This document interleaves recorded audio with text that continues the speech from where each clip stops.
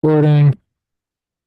Guys, thank you so much for watching today. We got a great guest, Mr. Michael Vecchione, on Wednesday, April 16th, 2025, 12:10 p.m. Eastern Time. You've been on here a zillion times before talking about, and we're specifically talking of all your books, Crooked Brooklyn, and you can find the links to all these in the description, but specific behind the murder curtain, but specifically Fallen Angel and book three, which in short is an amalgamation of all of the true stories from your career, kind of intertwined and finding the common thread of it being evil. The stories are real, and I mean, I guess we couldn't prove that the devil's real, but I mean, it's not fiction in that it's outright. You made it up and it's dragons and whatever.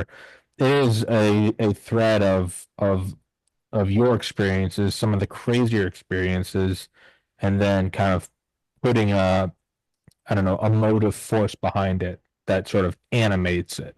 But the stories are real. They're 100% real, and they're 100% fucked up. And so everybody, please go to the description. Please go grab a link to the book, and that's what Well, I'm gonna do. I'm gonna hand it to you.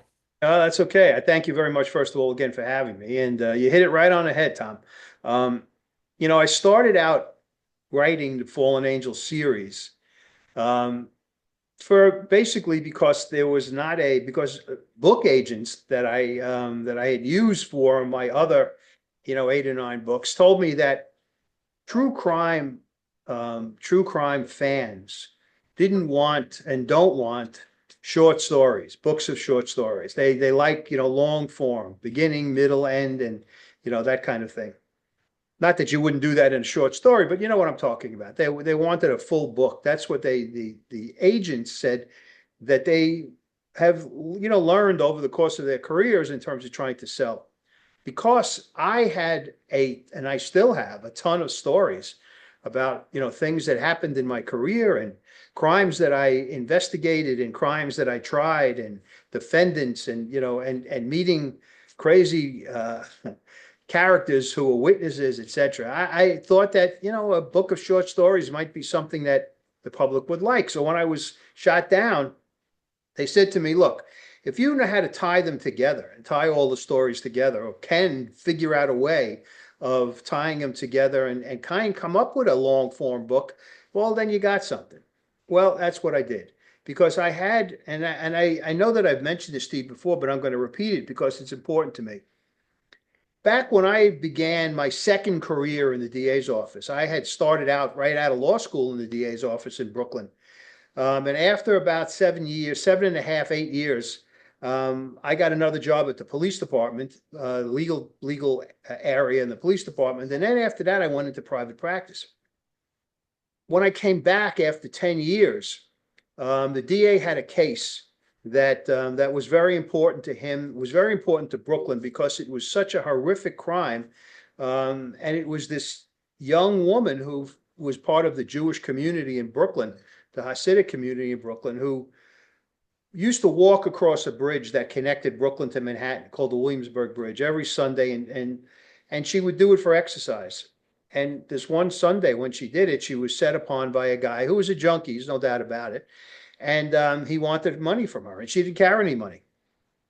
So he got angry, dragged her to a part of the bridge that nobody could see. Even if you were driving on the bridge, you couldn't find it. It was below the level of the roadway, and strangled her with her own scarf and killed her. Then he stripped her of her clothes, and came back later that night and burnt her body with gasoline. Now, to me, when I heard that story, I have to be very honest. The first thing I thought of was, was evil present that day, that Sunday morning in Brooklyn, to have this guy, to instigate this guy's crime.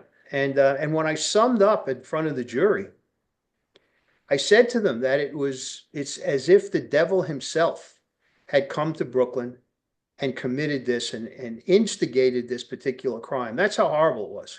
There was the only thing left of her, Tom, was a little bra clasp from the bra that she was wearing, and one shoe. When he took all her clothes off, um, and burnt them. For some reason, one of the shoes got kicked away, and it was there, and it was recovered by the police. And and when I summed up, what I did was I put the shoe and the bra clasp on the jury rail and said, "This is what we have left of her." And it was a very impactful summation, and that was a very dramatic part of the trial. So when they told me, when the book agents mentioned to me about tying all of these things together, I thought back to my line the line that I used in that summation about the devil coming to Brooklyn. Now, because you've read one and two, and maybe you've even read three, I'm not sure, but you know that the crimes that I have described in those three books are horrific. I mean, just horrific. And they fit the mold of somebody or something or some form or some force coming to Brooklyn and instigating these particular crimes. So that's what I did. I put together, and I put together a proposal, and I sent it to a publisher who had not published any of my works before, but who I knew because she, out here on Long Island, I live in Queens, New York, but on Long Island is further east. She has a TV show, local cable TV show. Actually, she has two. And when I did Homicide is My Business, when I did Behind the Murder Curtain, when I did Friends of the Family at Crooked Brooklyn, she had me on her show to talk about the books. So I knew her, and I had gotten to be semi-friendly with her because of all of the time that I spent with her for those books. And I sent her a note and asked her if she would listen to me and meet me and talk to me about a proposal that I had. So she called me and I told her what the proposal was, and she said, "Yeah, sounds interesting. Send me the proposal." And I did. And I would say it was not long after, maybe a day or two later, when she called me back and she said, "Mike, we all love this," and we meaning the people, her editors and people at her publishing company. And but we want you to do three books, not one book, because it's the kind of story that can get spread out over multiple volumes. And that's what got me started on this thing. And the very first case that I used to set up the whole scenario of the devil in Brooklyn, and the response by the Vatican and the authorities in the United States in terms of the law enforcement authorities, was a case that I actually will never forget. And the murder was of a young woman, not as young as the woman who was walking across the bridge, but she was a social worker. She had come from St. Louis to New York to get her master's degree at either NYU or Columbia. I just don't remember. And she was working in the Bronx in a shelter for battered women. And she would ride home on the subway every night from the Bronx to her home in Brooklyn on a street named Park Place. And it was a street that was around the corner from where I grew up. I used to play ball on that street, stickball and football, and I knew people who lived there. And when she was murdered and found stabbed to death, it struck me to the point that I went to the DA. I was not in charge of homicide at that time. I had moved up to become in charge of all the trials in the office. And I said to him, "Look, when we solve that case, when the police arrest this woman, I want the case." And he said, "Why? You got plenty of other things to do." And I told him, I said, it's important to me. It's where I lived, where I grew up, and it's something that I need to do. A year later, Tom, a year later, they made the arrest. And I had another assistant DA go with me to the precinct to take a statement from the killer who was confessing. And I listened to it, and that case became the first case that I wrote about in Fallen Angel Book One. And it turns out that, the protagonist, whose name is Michael Gioca, who is in the book is the chief of the rackets division in the Brooklyn DA's office, tries the case, for the same reason that I tried it, and he gets a gets a conviction, and he learns that there were people who were watching the trial, people from the Department of Justice and and some people from the Vatican's Office of Exorcisms watching the trial to see what he could do, what was his talent, what he if he had the guts, if he had the ability to now become the person who was going to be in the forefront of battling this evil force in the event new crimes were committed in Brooklyn. And he was surprised. And he had they and in the book, in book one, the devil rears his head even before the Michael Gioca character finds out about him, because after he's Gioca was also a professor in law school, adjunct professor, as I was. And one night the professor was leaving Brooklyn Law School, and he's approached by the dean of the law school, who tells him that she's ill and she's going to die, and she wants him to take over and become the dean of the law school. And he's flattered, thrilled, and of course he would. He has no idea about anything that's about to happen to him with regard to this, this war that he's about to get involved in. And later that same night, he meets a friend, a priest who he grew up with, who tells him that there's this group that has you in mind to become the leader of these cases when and if they happen. And he, of course, can't turn it down when he finds out that he's going to be battling the devil. I mean, it goes right to the heart of what kind of prosecutor he was. And he says, of course, I'll take it. I'll take the job. But I've got this other position that was just offered to me. And he calls the dean of the law school. It's late at night, and he wakes her up, and he says, I'm sorry that, you're not feeling well, and I'm sorry about, you're not going to recover, whatever he says. And she thinks that he's absolutely out of his mind. She says, what are you talking about? She says, I'm not sick. Nothing's going to happen to me. I never talked to you tonight to offer you a job. So as it turns out, what had happened is the devil was playing with him, enticing him to take this other job because he knew what was coming down the road. And that's where Michael versus the devil begins. And in book one, I used the story of the young girl walking the bridge.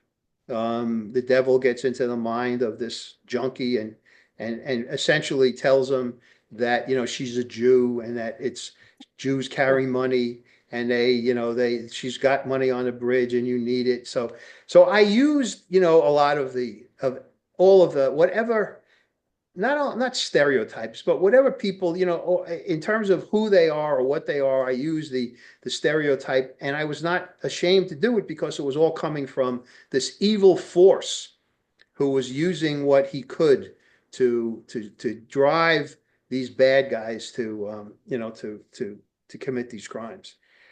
And it kind of was natural, and I had done other books before. The one that I wrote all by myself was Homicide is My Business. Unfortunately, my partner who was writing with me, who wrote Crooked Brooklyn with me, and Behind the Murder Curtain was very ill, and he was not up to working with, to writing. And so I did What was most the of it. black? I always forget. Is it Schmetterer? What? Jerry Schmetterer. Yeah. Schmetterer. Okay, I was trying to Jerry think of it Schmetterer. earlier. I was like, I know he's knowing the name. Sorry, keep going. Yeah. Jerry and I became very good friends. Jerry was the spokesperson for the press person for the DA, while I was in charge of rackets. And he got to us right after 9/11. And he and I, and the rackets division at that time was the newsmaker bureau or division for the DA's office. We were the ones who made, the big arrest. We were the ones who made the important arrest. And there were news, press conferences that that Jerry would set up so that we could publicize these arrests and convictions, et cetera. And that's how I got to know him. And right at that time is when we started, when I started this, what I call my corruption investigation, in which, 6, maybe even 7 years of investigation, trials of public officials began. Started with one judge who who tried to get money out of a lawyer for a case that he was doing and wouldn't sign the settlement until the lawyer paid him money. That led us to a second judge who was taking money to fix divorce cases and child custody cases.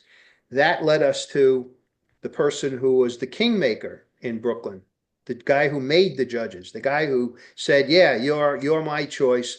You're the Democrat choice, and you can't be elected in Brooklyn unless you're a Democrat."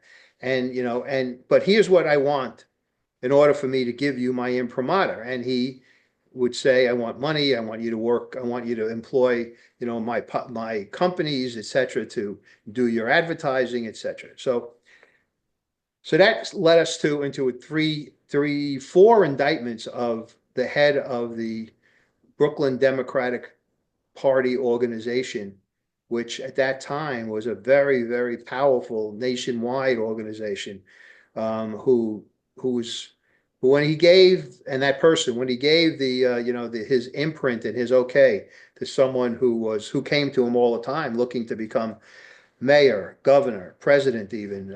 This guy was the guy that they came to.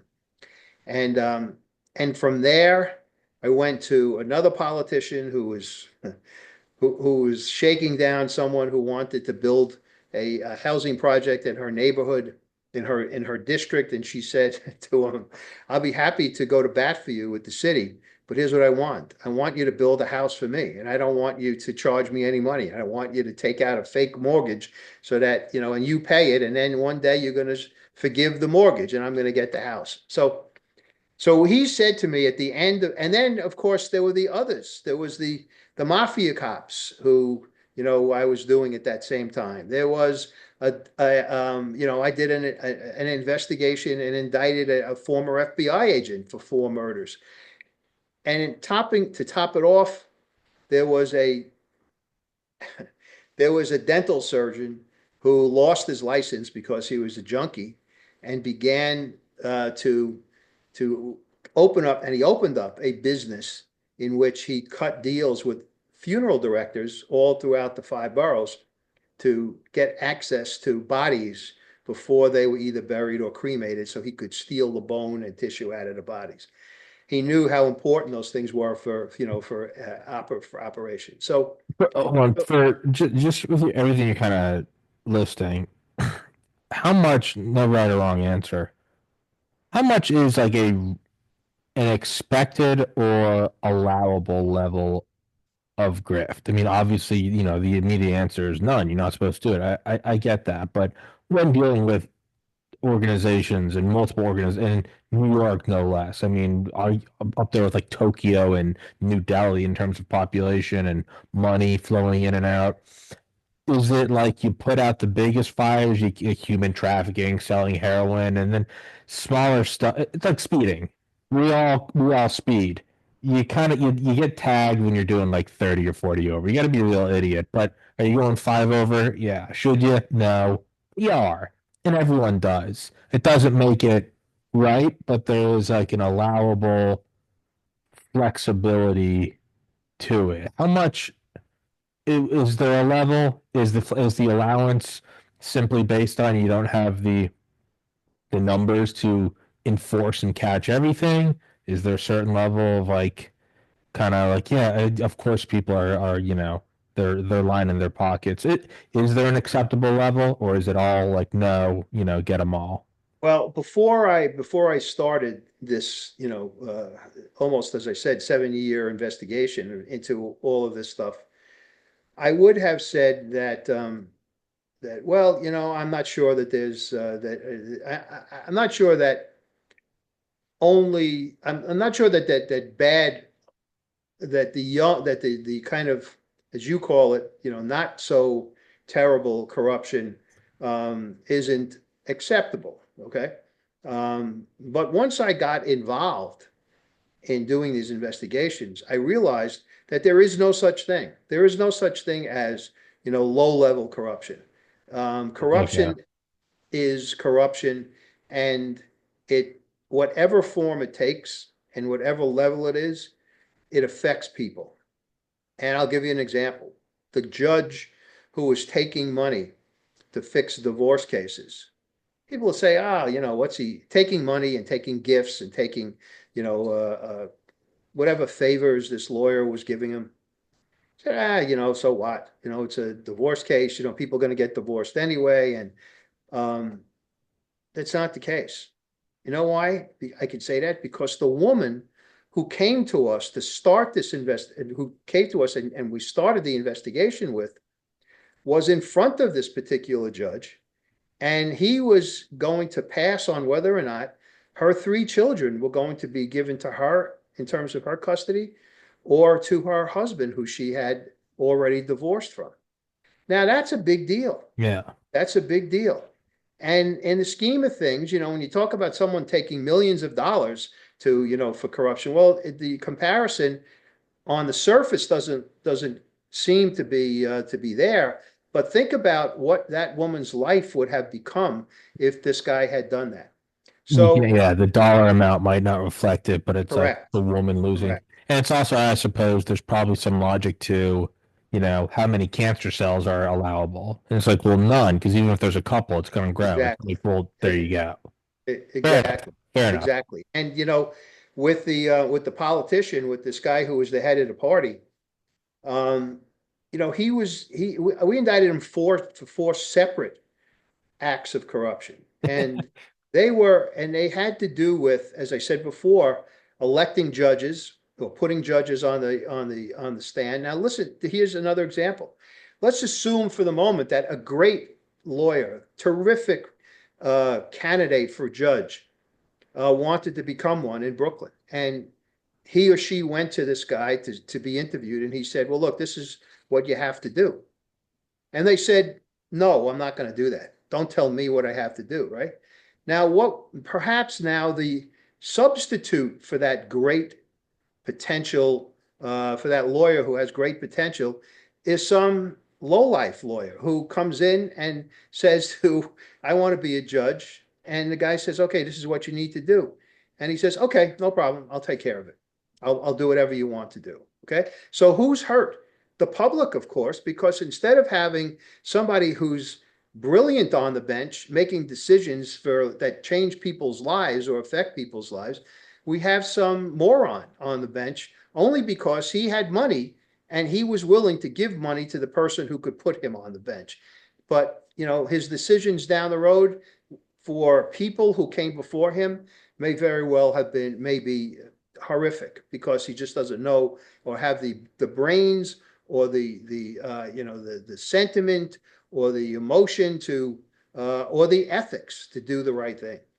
So again, I remember having putting the two women candidates. There were two female candidates to become judges, who essentially said to this guy, I'm not going to do. We're not going to do that.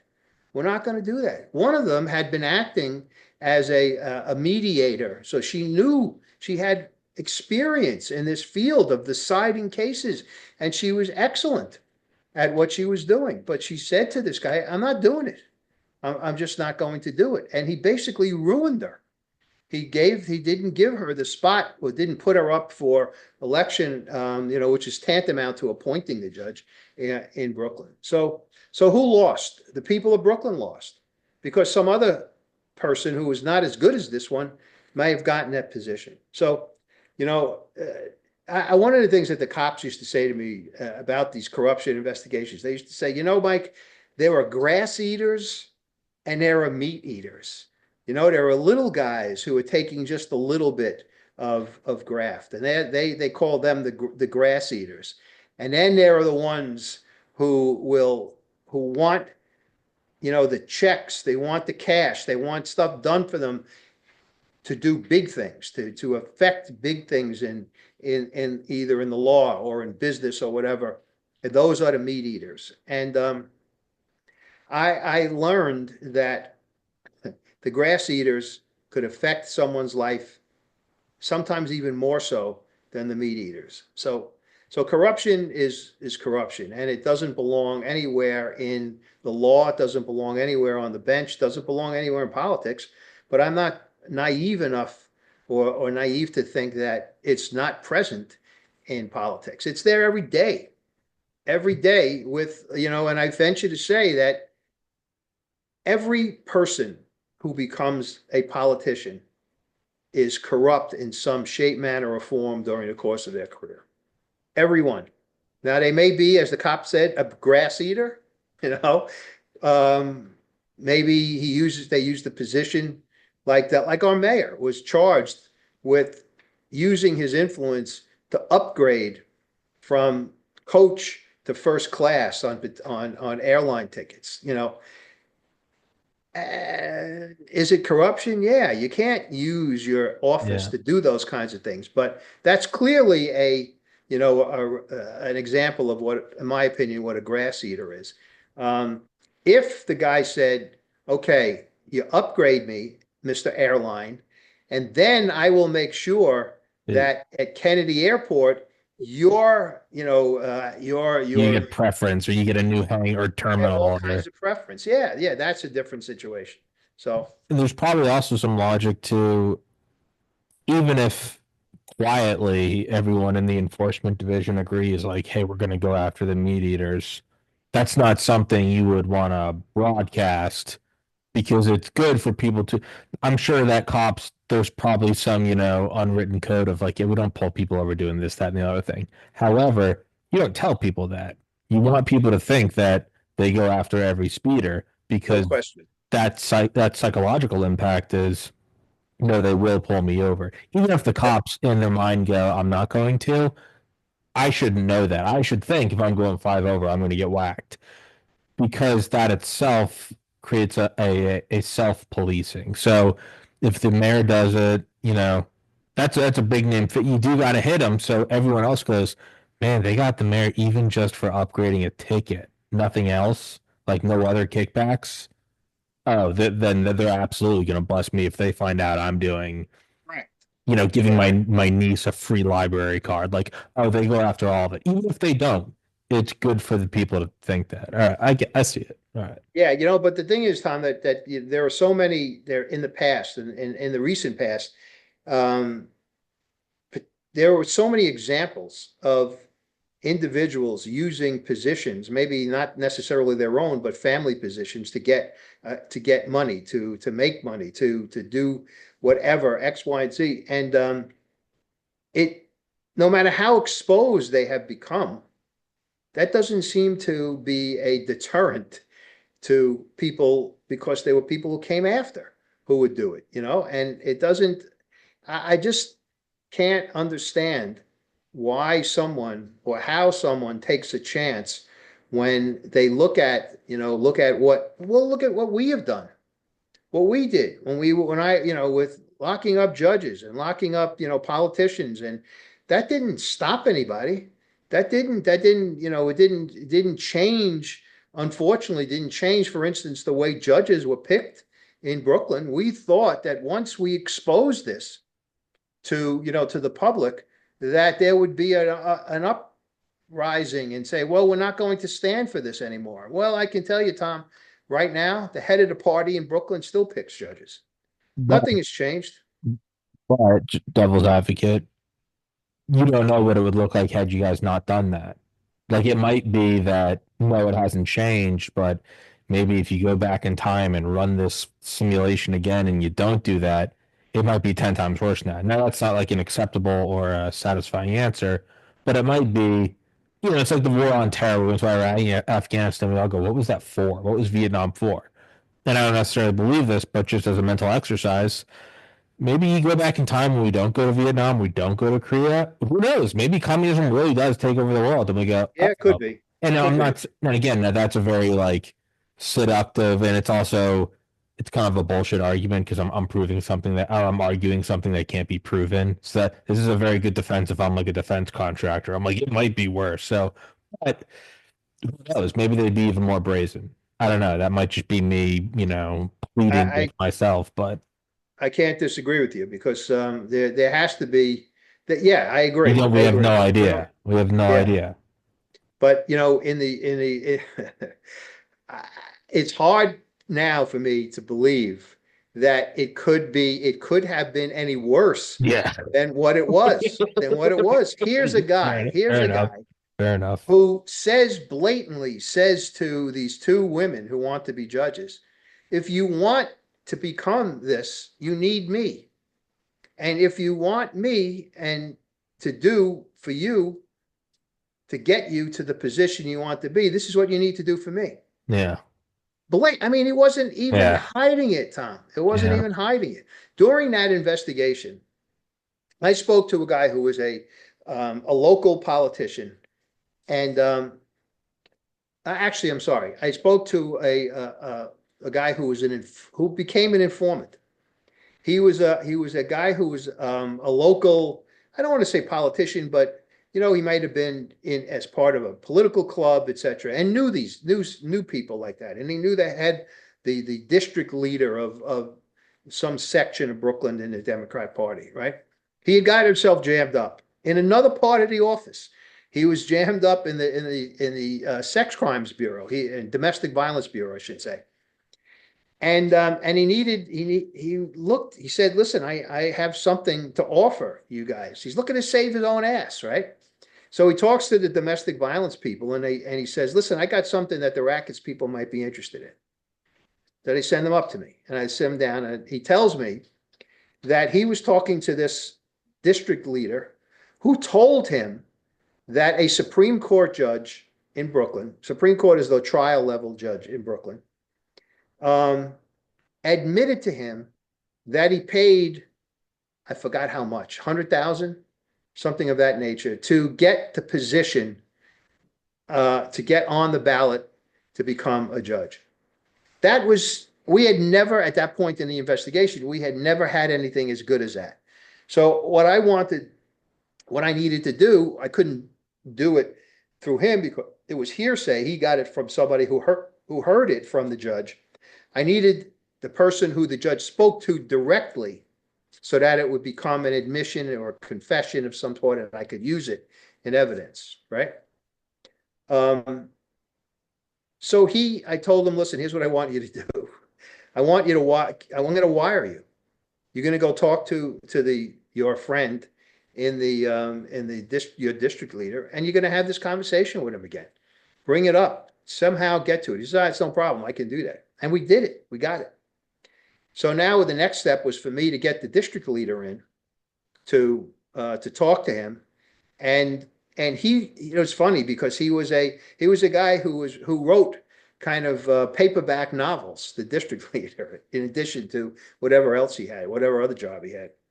So I thought, maybe I could get this guy and maybe kind of touch on something that would interest him and kind of bring it back to what he does for a living in terms of writing. I'd figured out a way that I thought I had a way I could get this out of him.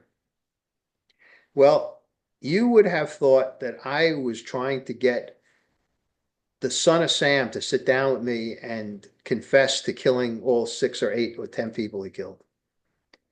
I couldn't get anything. I couldn't get anything to get to that particular judge, who, by the way, Tom, was the worst judge in Brooklyn. He was the worst. He knew nothing. He was on the bench for one reason.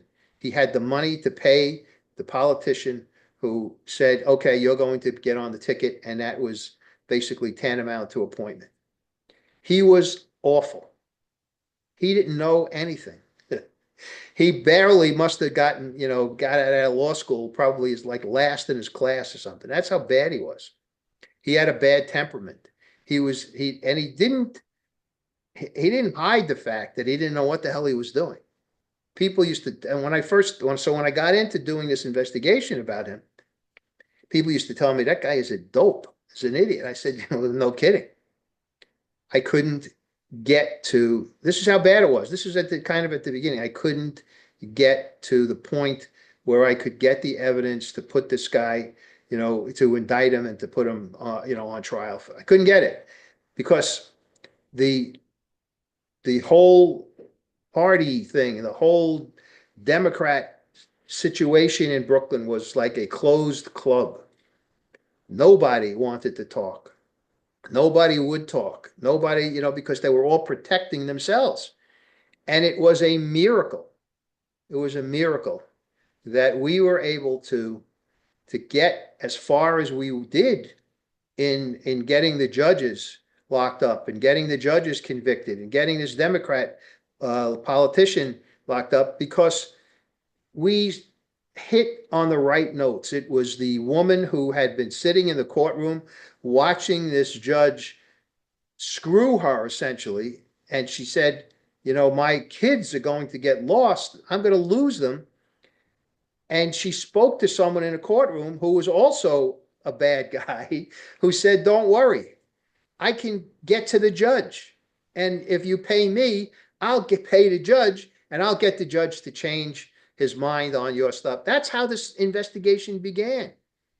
And when I got her and I wired her up and sent her in to talk to this guy, this person she just met in the courtroom, she was pregnant. It was a dangerous location. We were really concerned about sending her in to talk, but she said, I'm going in. I'm not going to lose my kids. If this guy can help me, if you guys can help me, I'll do whatever you want.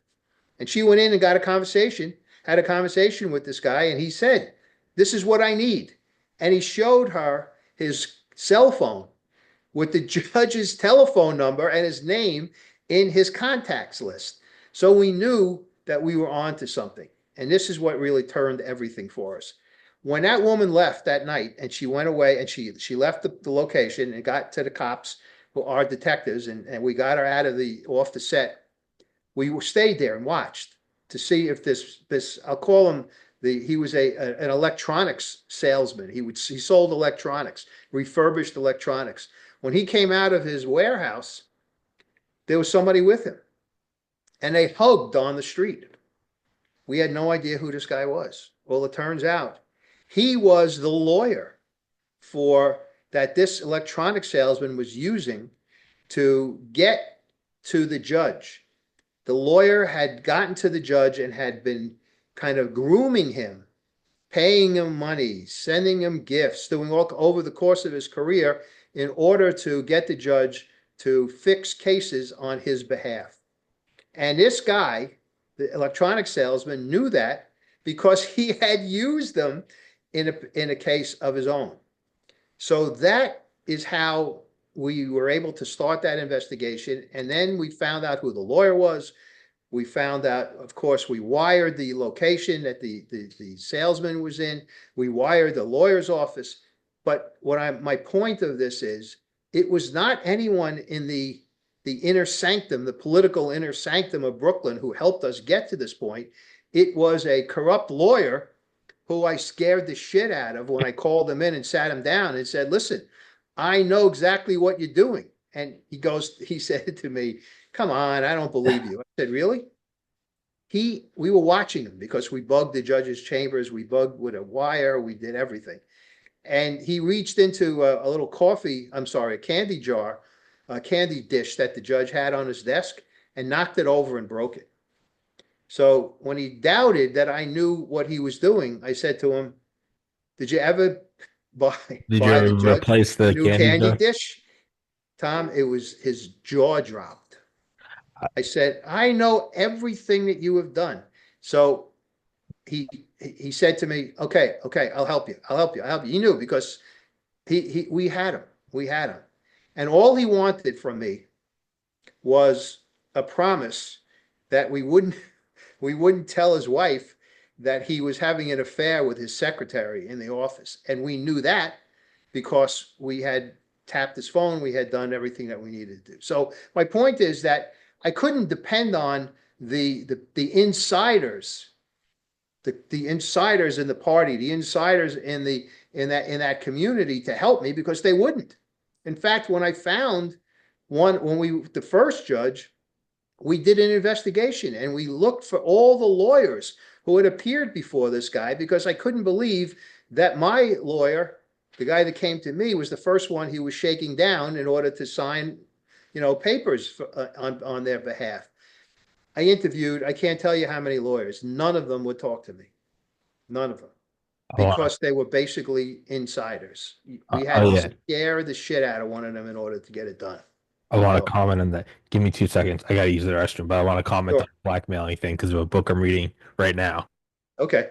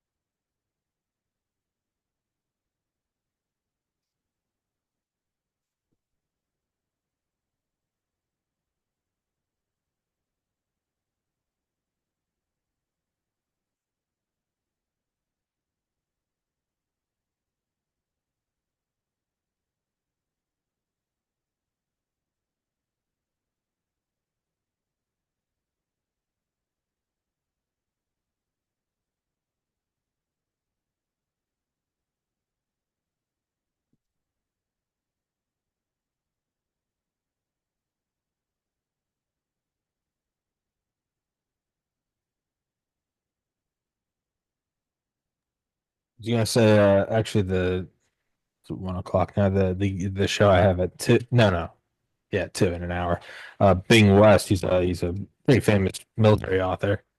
I'm reading his book right now, and it's even about like the branch rivalries, Marines, Army, whatever, and then even outside of that, it's like military intelligence, DoD versus CIA. Right.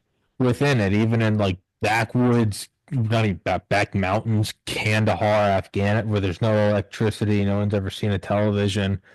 Within like a base of 10 Marines, one of the CIA spooks uses his like CIA spook gear for the mission and finds out someone on the base has a cell phone, which is against regulations. And he starts threatening the guy. He starts threatening like the whoever, I don't know, the captain. And he's like, "You let me and my guys go out and use your resources, and I won't tell people back at Langley in the NSA that you're talking to your girlfriend." And he's like, "Well, you're not supposed to." He's like, "Well, maybe we both, maybe we both look the other way." And it's like 10 guys 100 zillion miles from here in the middle of Yeah. no, it's still the same. Yep. They're just, Yep. it's just No leverage, doubt. points of No doubt. leverage and points of weakness. I think Yep. it's funny. It's like, yeah, not just Brooklyn. It's like that's what I imagine is how most of the world works.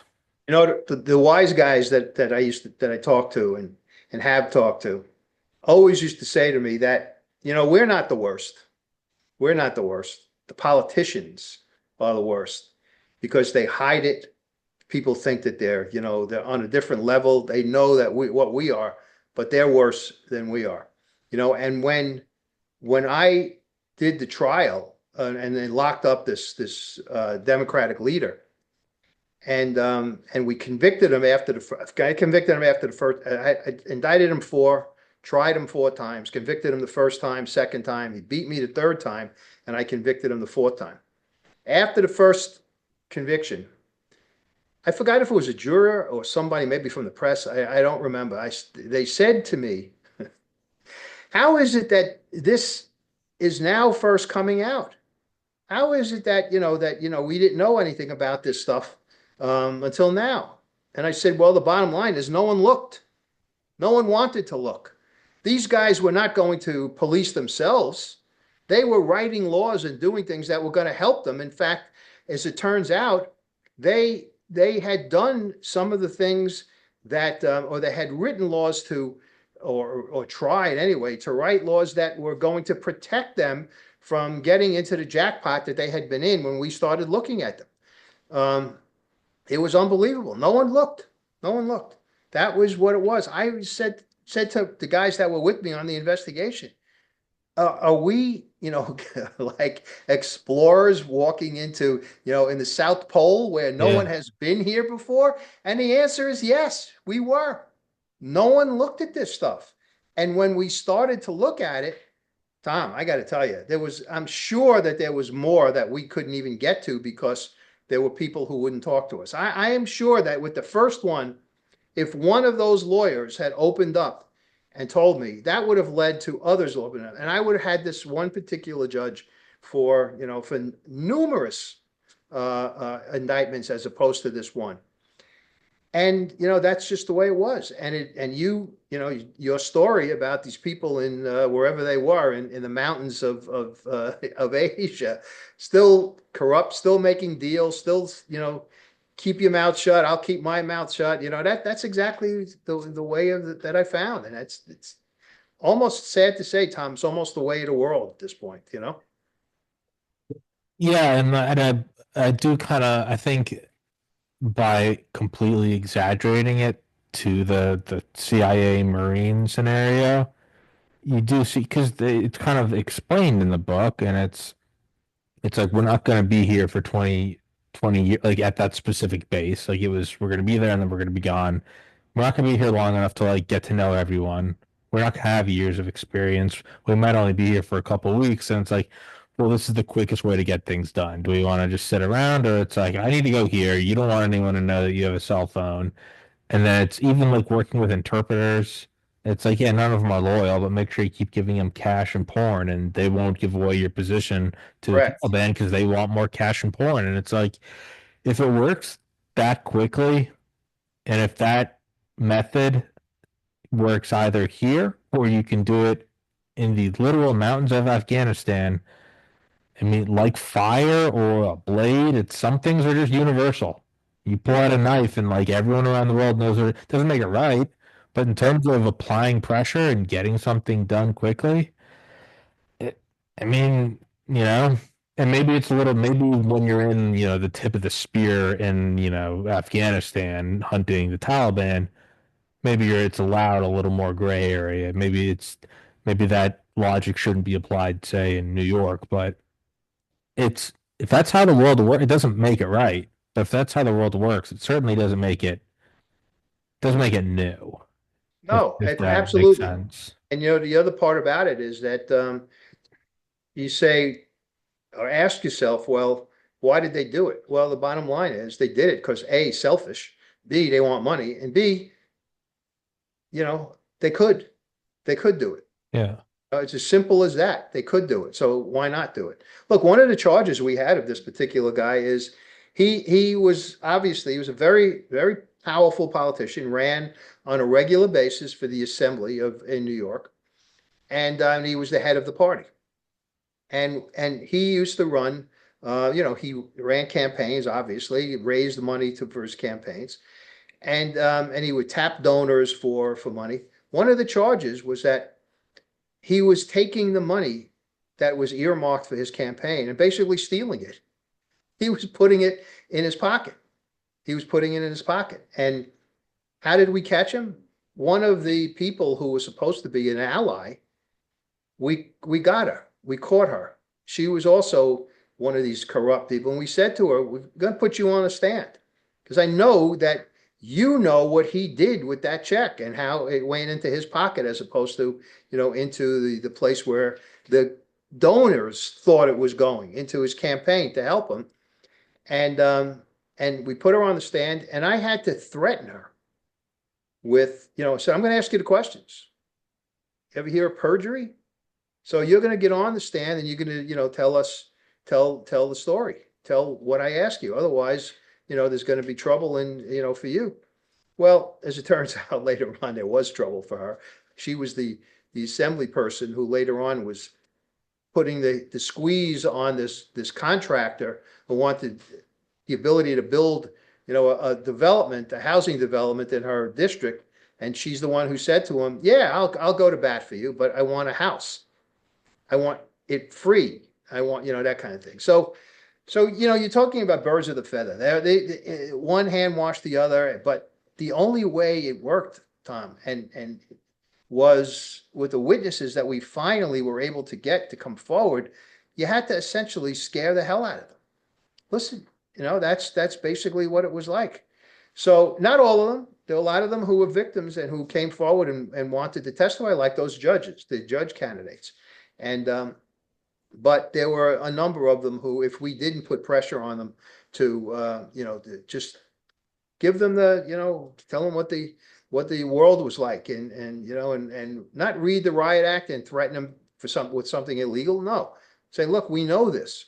We know that you've been here. We know what you've done, and or you're part of this, or what he has done, and you're keeping it because I know why you're keeping it to yourself, because you don't want to get into trouble with him, which is going to cost you, maybe your job. Maybe something else will happen, and you won't be protected by him. So that's the way of the world in terms of corruption. It's the one hand washes the other, and when you hit on it, there are people who don't want to give it up because they're afraid of what the ramifications are for them down the road, and that's a sad situation. And you've got to hopefully find people who have the guts to come forward and say, yeah, this is what happened, and I'm going to tell you about it. And I was fortunate in a lot in the other situations to have that happen. I was able to, to get people to talk to me. So it was a really eye-opening time in my life. By that point, I had been a prosecutor for probably 30 years. And here I was involved in a situation that not only was going to take my time, my effort. I was tired as hell after every day because it was so difficult, to do. But I also had to, quote unquote, live professionally in that world. I mean, I was indicting judges and they were going to jail. There were lawyers who didn't want to have anything to do with me. There are, politicians who didn't want to have anything to do with me or anybody connected to me. And I'll never forget this. The DA's office always ran a big Christmas party every year, and we had it at the hotel where our office was in the ballroom. And I am at the Christmas party, and it was in the middle of a couple of the judges had already been locked up, and I'm there walking around. I went to get a drink, and this judge who I knew very well starts to walk towards me. So I figured, here we go. And what he said to me? He whispers to me, leans down. Now I know why he whispered. He said, "Keep up the good work. Oh yeah. Keep up the good work." I said to myself, it made my night, when I was finished with this thing. I have told that story many times. I don't even think the judge remembers. In fact, I just sent him a little note, his anniversary, about how long he's been on the bench. But I knew the guy from when he was a law secretary for another judge that I was trying cases. So he knew me, and he knew that I wasn't some cowboy screwing around with things that weren't true. They were all true. Well, So that's also that's someone who isn't dirty, and that's someone who's been suffering because they're not dirty, no because question. they've upheld their morals, and be it, a relationship with God or how they're raised or belief in karma. They keep doing the right thing, and then in their mind, they're probably like, "This is bullshit," because everyone else is getting ahead, and they're all Yeah, slime yeah, balls. So yeah. he's probably looking at this like, I can now. It's like, oh, like good is happening. You get rid of these fuckers.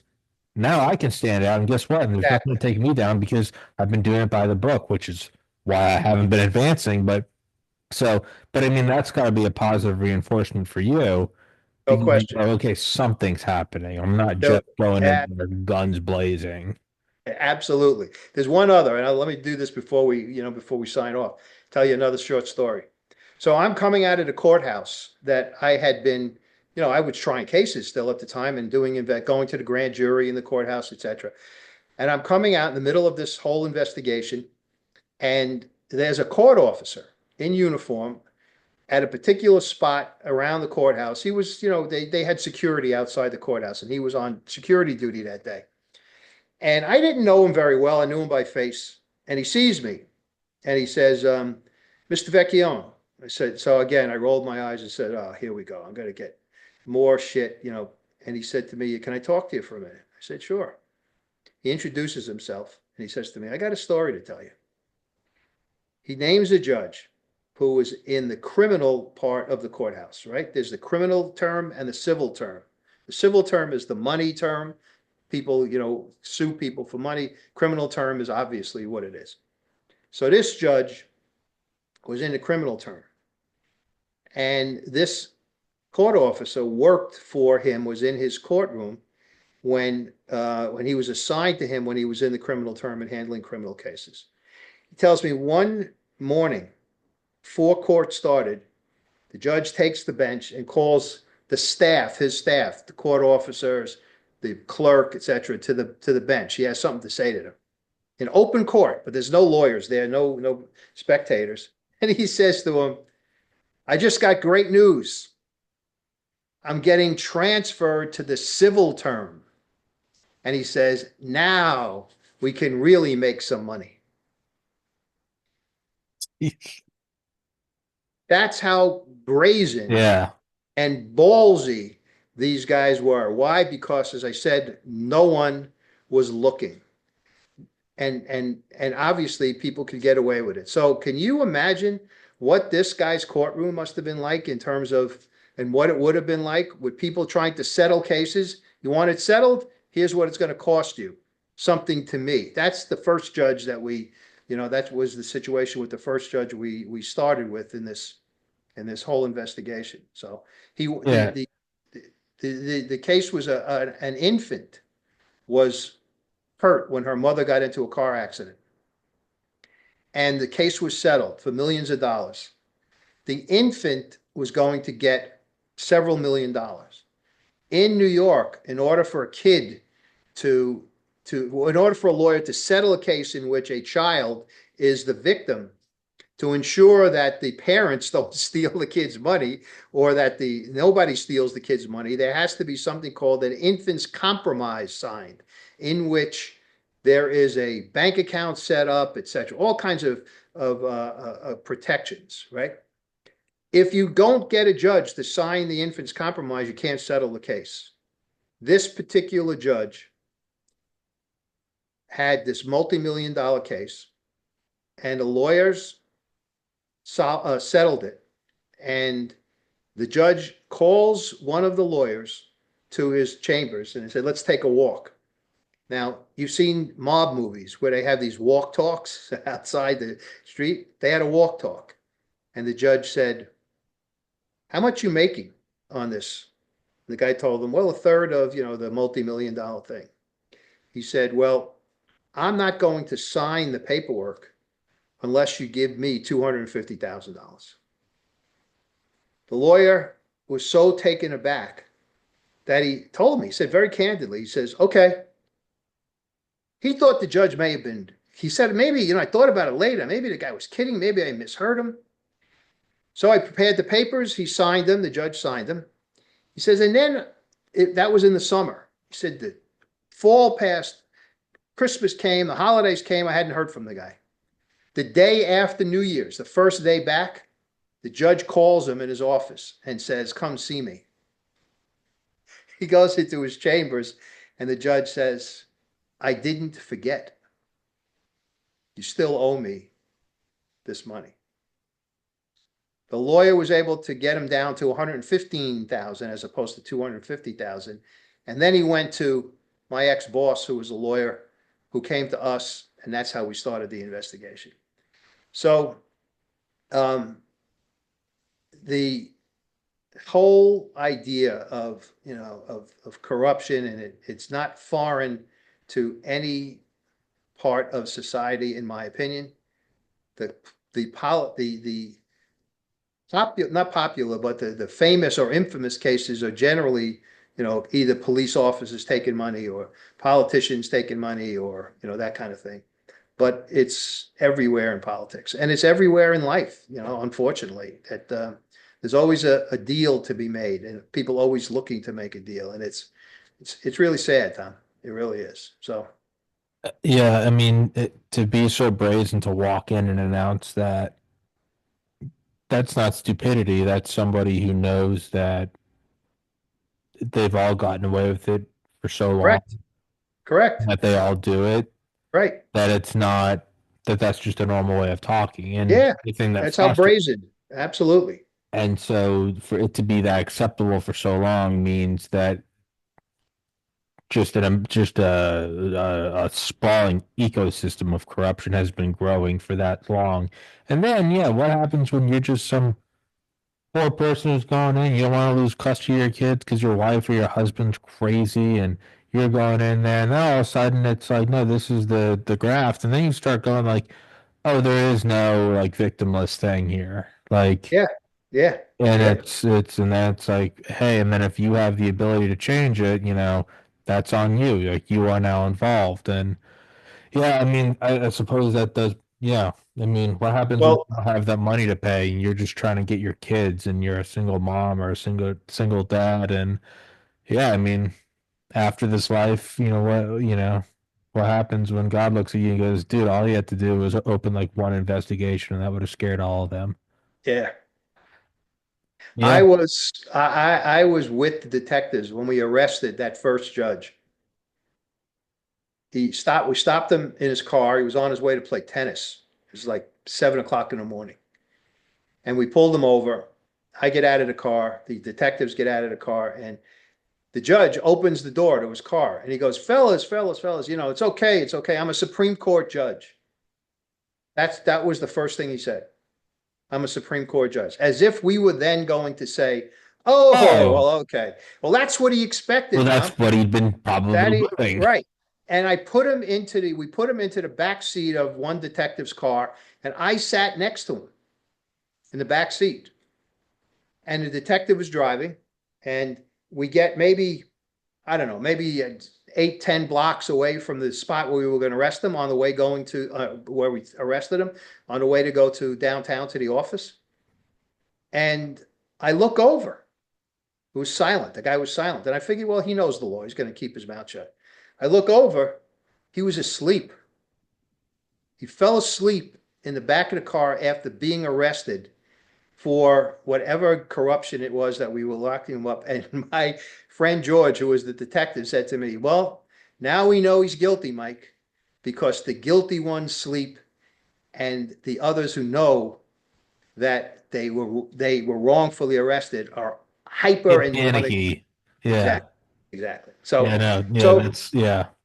yeah, so that's that's but the idea that this guy announced I'm a Supreme Court judge, and I said to the guys later on, I said I guess he expected us to get back in our cars, let him go play his tennis because he was a Supreme Court judge, and you I- know I'd what say else more would you? than that's what he expected, but rather that's what he had probably done 100 times. Oh yeah, there's no doubt. There's Less no doubt. expectation and more, it was just a learned pattern. Look, you don't ask a lawyer for $250,000 to settle to sign papers unless you've done it before and unless you've been Yeah, you don't start. successful. Yeah, you don't start with two. The first time you do, you ask for 50 bucks. Correct, correct, correct. So Yeah, no, that was so my first thought when you said he was sleeping because I know myself and I would be having a panic attack because I know I didn't do anything. exactly, Like if exactly. the cops knocked on my door for my podcast, I'd freak out because I'd try to be explaining that like I haven't done anything. No doubt, no doubt. Yeah, no, that makes sense. So for anybody who's listening or watching, Crooked Brooklyn is the book that has all of these stories in it. And I don't think since the last time I spoke to you, Tom, I have the book has been optioned now. Looks like there are people who have been interested in it, and maybe it's going to become a TV series. So we'll see. Beautiful, Yeah. beautiful. Well, hey, for now, let's wrap this up because I got to prep for the next one. But Mr. Okay. Well, Vecchione, thank you so thank you much. again for having me. Happy Of Easter. course. Hopefully you have You as a well. great holiday. You as And well. um and we'll hopefully you'll have me back again. Yes, sir. Yeah, shoot me a text, and for everybody listening, please I come will. and please Let me come just grab just anything. add one last thing. I'm Yeah, back writing the Jimmy Dennedy story, the Hard Guys beautiful, Cry story. So beautiful. it's going to be. I'm very excited about it. I'm happy that I went back to doing it. I'll figure out a way to sell it once I write it. So, Yeah. I got you. I got you. okay. And of course you're gonna come Thanks, my back. friend. Of Have course, a good one. I'll send you this and yeah, shoot me a text and I will. thank you for I your will. time, Mike. And until next time, brother. Thank you so much. Take care. Yes, Bye-bye. sir.